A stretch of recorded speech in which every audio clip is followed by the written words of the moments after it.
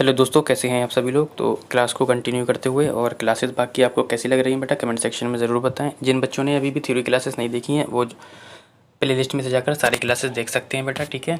और ईवीएस की भी आपकी प्रैक्टिस शुरू होने वाली है और मैथ और हिंदी की भी जल्दी ही शुरू हो जाएगी, ठीक है। तो आप लोग धैर्य बना के रखिए। क्वेश्चन नंबर 21 से शुरू करते हैं बेटा। और क्वेश्चन नंबर 21 आपका राष्ट्रीय शिक्षा नीति से है। राष्ट्रीय शिक्षा नीति 2020 सुझाती है कि शिक्षा कैसी होना चाहिए। आप लोगों को बताना है कि कैसी होना चाहिए। कहता है पाठ्य पुस्तक की विषय वस्तु तक सीमित रहना चाहिए। देखो, सीमित तो कोई भी शिक्षा नहीं रहनी चाहिए, यहाँ से आप ऑप्शन को काट सकते हैं, ठीक है। सीमित नहीं रहनी चाहिए। कहता है कि पत्तियों के कंठस्थीकरण, यहाँ पे पत्तियों को नहीं होगा बेटा, कंठस्थीकरण पर आधारित होना चाहिए। एक बार देख लेते हैं, यहाँ पे तथ्यों लिखा हुआ है बेटा, क्या है, तथ्यों के कंठस्थीकरण पर आधारित होना चाहिए। देखो, कंठस्थीकरण याद करने पे आधारित होना चाहिए, ये भी सीटेट में निगेटिव ऑप्शन है। याद करना आ जाए, आपका कंठस्थ करना आ जाए, ये सब निगेटिव सेंस होता है। कहता है विद्यार्थियों के बीच प्रतिस्पर्धा। देखो, गला काट, बच्चों के बीच में गला काट प्रतियोगिता नहीं चलेगी। अब एक बात बताऊँ आप लोगों को, आप लोगों को उत्तर अगर नहीं भी पता है तब भी आप अपने उत्तर तक पहुँच सकते हैं यदि आपको ऑप्शन काटना आते हैं। तो अभी मैंने आपको आंसर बताया ही नहीं है कि राष्ट्रीय शिक्षा नीति 2020 क्या सुझाती है, लेकिन हमने ऑप्शन को काट काट कर क्या किया, अपने आंसर तक पहुंच गए। यानी कि समालोचनात्मक चिंतन के विकास पर केंद्रित होना चाहिए, ठीक है, केंद्रित होनी चाहिए, ठीक है। ऑप्शन नंबर आपका क्या हो जाएगा, डी हो जाएगा, ठीक है। देखिए, ये जो शिक्षा नीति है भारत सरकार ने 29 जुलाई, ठीक, 29 जुलाई 2020 को घोषित किया गया था। जो वर्ष 1986 की शिक्षा नीति थी उसकी जगह पर आई है। और कितने साल के बाद आई है, 34 साल के बाद आई है आपकी, ठीक है। क्वेश्चन नंबर 22 की तरफ चलते हैं। क्वेश्चन नंबर 22 कहता है कि कक्षा में विद्यार्थियों को चयनित अधिगम शैलियों में व्यक्तिगत अंतरों को अध्यापिका द्वारा किस प्रकार से संबोधित किया जाना चाहिए। देखो, अंतरों को अनदेखा नहीं करना चाहिए। अंतर जो होते हैं व्यक्तिगत विभिन्नता को दर्शाते हैं और उसी के हिसाब से आपको क्या करना चाहिए, बच्चों की कक्षा में शिक्षा देनी चाहिए। क्रियाकलाप यानी कि एक्टिविटी भी करवाना चाहिए, लेकिन उनके अकॉर्डिंग कराना चाहिए। खेल के माध्यम से सिखाना चाहिए, लेकिन उनकी क्षमता के अकॉर्डिंग ही कराना चाहिए। गृह कार्य अगर देना चाहिए तो गृह कार्य उनकी क्षमता के अकॉर्डिंग देना चाहिए। यदि आप कोई मैथ में सम समझा रहे हैं तो कम स्तर वाले को छोटा सवाल दे दिया, सरल सवाल दे दिया, बीच वाले को थोड़ा सा ज़्यादा, और जो प्रतिभाशाली वाला है उसको 10 सवाल दे दिए या एक ही सवाल बहुत टफ दे दिया। इस तरीके से आपको क्या करना है, काम करना है, ठीक है। तो कहता है कि अधिगम प्रक्रिया में बाधा के रूप में, देखो बाधा के रूप में उत्पन्न नहीं होता है। ये तो एक अच्छा संसाधन है जिससे कि हमें पता चल सकता है और हम बच्चों को उन्हीं के अनुसार क्या कर सकते हैं, शिक्षा दे सकते हैं, ठीक है। फिलहाल ये तो हमारा ऑप्शन नहीं होगा, ठीक है। कहता है नकारात्मक पुनर्बलन द्वारा मिटाया जाना चाहिए। नहीं, नकारात्मक पुनर्बलन द्वारा नहीं मिटाया जाना चाहिए। कहता है कि संगठनात्मक असामान्यता के परिणाम के रूप में देखना चाहिए, ऐसा भी नहीं है। लेकिन संज्ञानात्मक असामान्यता रखते हुए बाल केंद्रित शिक्षा शास्त्र को अपनाना चाहिए। बिल्कुल बाल केंद्रित शिक्षा के साथ को अपनाना चाहिए, यानी कि बालक के अनुसार सब कुछ होना चाहिए ताकि उनकी व्यक्तिगत आवश्यकताओं को क्या किया जा सके बेटा, पूरा किया जा सके, ठीक है। ऐसा करने से क्या होता है, समावेशी शिक्षा को प्रोत्साहन मिलेगा। बहुसांस्कृतिकवाद में भी इस अधिगम शैली की आवश्यकता होगी, ठीक है। तो ऑप्शन आपका फिलहाल क्या हो जाएगा, डी हो जाएगा, ठीक। क्वेश्चन नंबर 23 आपका प्रगतिशील शिक्षा से है, जो हर साल एक क्वेश्चन प्रगतिशील शिक्षा से ज़रूर आता है। कहता है कि एक प्रगतिशील कक्षा अध्यापकों को डैश रूप में तथा शिक्षार्थियों को डैश के रूप में अपेक्षित करती है। जैसा कि मैंने आपको बताया था, प्रगतिशील शिक्षा करने पर बच्चे के कर सीखने पर जोर देती है, यानी कि बच्चा उसमें एक्टिव होकर सीखता है। और प्रगतिशील शिक्षा के जनक मैंने आपको पहले भी बताया था, कौन थे आपके, जॉन डीवी थे, ठीक है, जॉन डीवी थे, ठीक है। ये क्लियर हो गया आपका।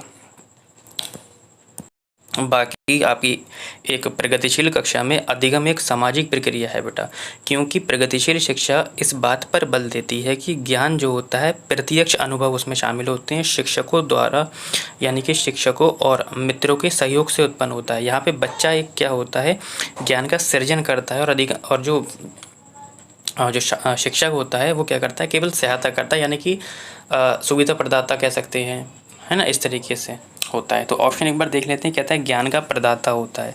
अध्यापकों को ज्ञान का प्रदाता कहते हैं तथा ज्ञान का निष्क्रिय करता होता है, यानी कि शिक्षार्थी को उन्होंने निष्क्रिय बना दिया। देखो, तो शिक्षार्थियों को निष्क्रिय नहीं बनाना है, बच्चा हमेशा सक्रिय रहेगा, निष्क्रिय नहीं होगा। जानकारी का प्रभुत्वकारी स्रोत होता है, हो सकता है, लेकिन अधीनस्थ प्रतिभागी होता है, ये नहीं होगा।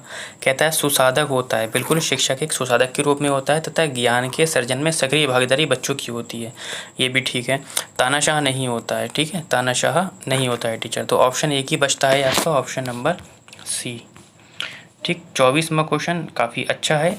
और 24 क्वेश्चन कहता है कि रेहान ने कुछ दिन पहले ही जाना है, ठीक है, कि ये जाना है कि अंग्रेज़ी के किसी शब्द के पीछे ईडी लगाने से उस शब्द का रूप वर्तमान से भूतकाल में बदल जाता है। इस जानकारी को पाने के बाद रेहान हर शब्द का भूतकाल रूप दर्शाने के लिए ये तरीका अपना रहा है। बच्चों द्वारा किसी नियम को हर दशा में विकसित यानी कि निरूपित करने का ये रुझान उसकी अपनी सोच डैश की प्रवृत्ति को दर्शाता है। काफ़ी अच्छा क्वेश्चन दिया गया है बेटा, एक बार आप लोग क्या करेंगे, इसे करने की कोशिश करेंगे।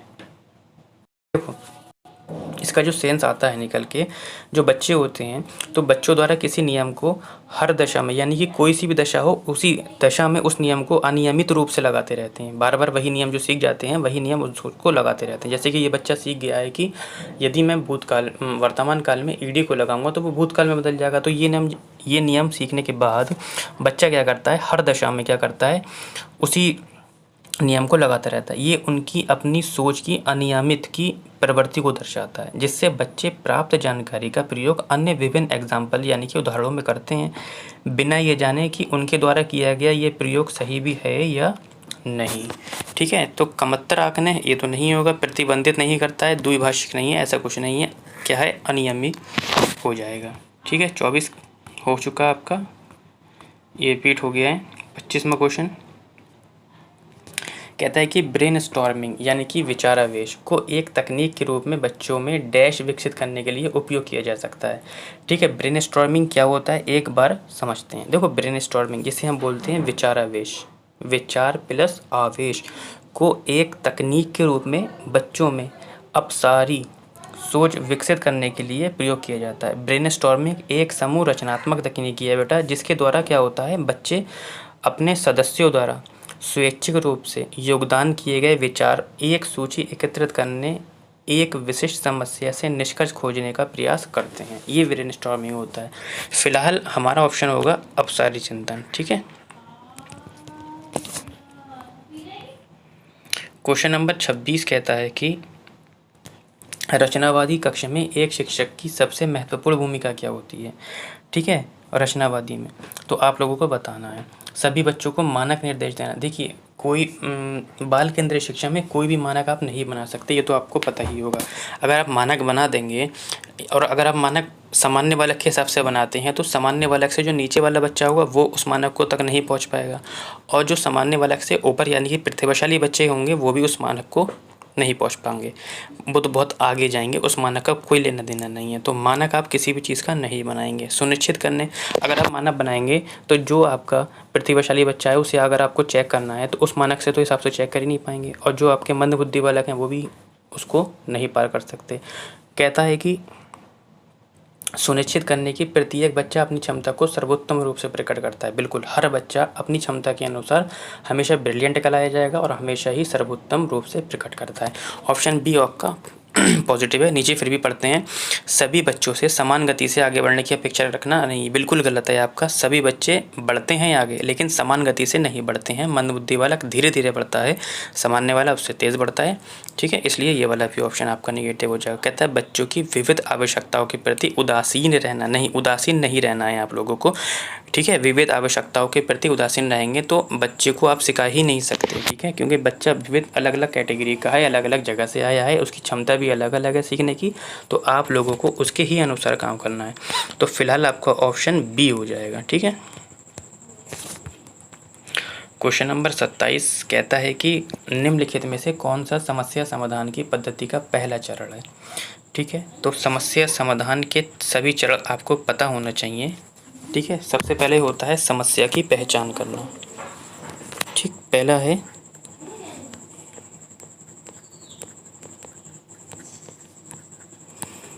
समस्या की पहचान। ठीक, दूसरा है विश्लेषण। ठीक, तीसरा है आपका वर्णन करना, वर्णन करना। चौथा है खोज करना।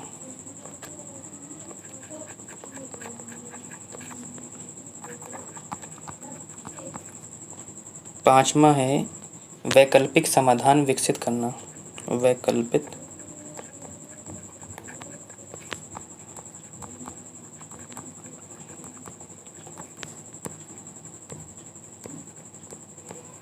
विकसित करना। उसके बाद छठा है आपका समाधान को लागू करना।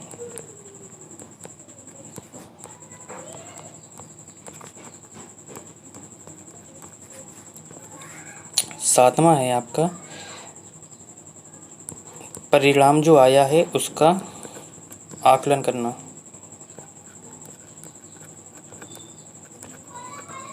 ठीक, यानी कि यदि कोई समस्या है तो पहले तो आप उसकी पहचान करेंगे। ठीक है, कि समस्या है क्या। ठीक, समस्या पहचान ली, क्वेश्चन पढ़ लिया, जैसे कि आपने ये क्वेश्चन पढ़ लिया, इससे आपकी पहचान हो गई। अब आप विश्लेषण करेंगे कि उस क्वेश्चन में क्या क्या दिया रखा है, तभी तो आप हल तक पहुंच पाएंगे। ये विश्लेषण करना हो गया। ठीक है, ये हो गया आपका विश्लेषण करना। उसके बाद जो जिसकी कमी है, ठीक है, और जो आप पहचान चुकी हैं पिछले स्टेप में कि ये दे रखा है, अब मुझे किस किस की ज़रूरत है, इन दो चीज़ों की ज़रूरत है, तो उन चीज़ों को निकालना कैसे है, तो ये आपका वर्णन और खोज में आ जाता है। फिर आप वैकल्पिक समाधान, अब मैं उस क्वेश्चन को कितने तरीके से सॉल्व कर सकता हूँ, वैकल्पिक समाधान कहलाता है। ठीक है, मूल कणों की खोज करना हो गया, वैकल्पिक समाधान हो गया। समाधान को लागू करना, अब जो समाधान मैं चूज़ कर रहा था उनमें से मैं किसी एक को तो लगाऊंगा, तो ये क्या है, समाधान को लागू करना हो गया।